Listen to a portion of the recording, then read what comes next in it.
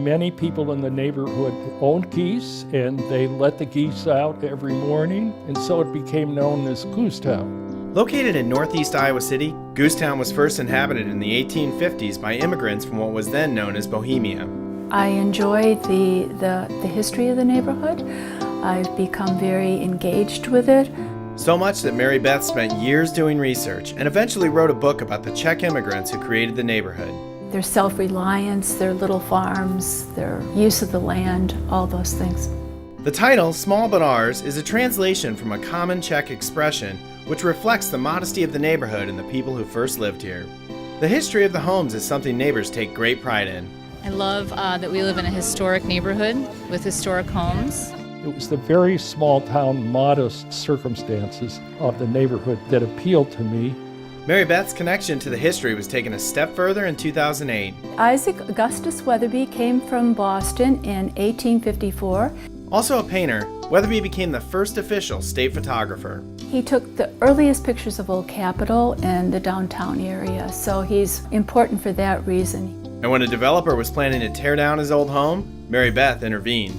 I heard that the house was going to be demolished, and I panicked, and luckily it was saved, and it's been just a joy to be inside it. She got in contact with the family, who then began donating photos, portraits, and other artifacts. These were donated to the house by the family. Restoring the house was another way for Mary Beth to preserve history, a priority of the neighborhood for some time. My name is Carl Klaus, and I've lived in the Goosetown neighborhood since 1970 in this very same house. Around the time that Carl and his wife first moved to the neighborhood, the city was considering selling some land that was then a green space. A developer hoped to construct 3 duplexes, which didn't sit well with some of the neighbors. They organized a group that went to the council. There were probably about 100 of us, and we appealed to the council. The council struck a deal with the group to allow the neighborhood to develop a new park, which is now known as Reno Park. The park marks the formal organization of this neighborhood as a neighborhood association.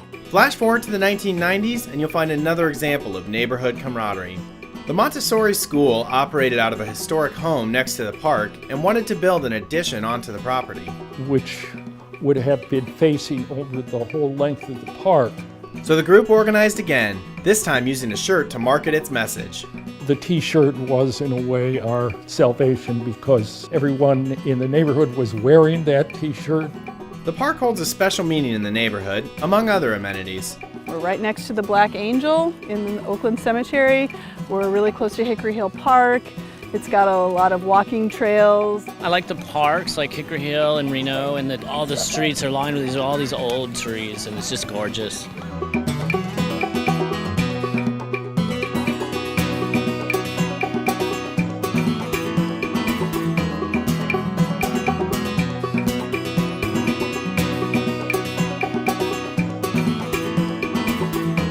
Today, the neighborhood is made up of a mixture of rental and owner-occupied homes, which helps create a diverse atmosphere. And it's a mixture of older people, younger people. As I've aged, I've been delighted by the fact that I'm surrounded by people much younger than I am. A big reason for that is its proximity to the university. I like that it's very close to downtown. It's walkable to everything that you want to do. And the friendly factor goes beyond Iowa nice. And the neighbors really do take care of each other. For Carl, who has spent 47 of his 85 years living at his home in Goosetown, it's more than just a neighborhood. That is like having a connection to the womb in a way. It goes back so far in my life.